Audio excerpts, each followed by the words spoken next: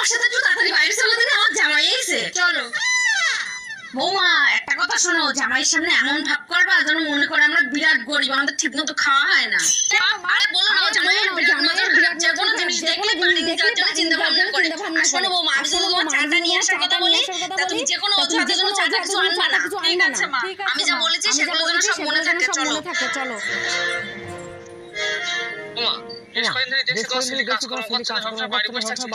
আর বলো না বাবা, ছেলের তো কোনো কাজ বাজ নেই, আর যেদিকে যাচ্ছে সেদিকে অভাব। আমি জানি না কিভাবে সংসারটা চালাবো।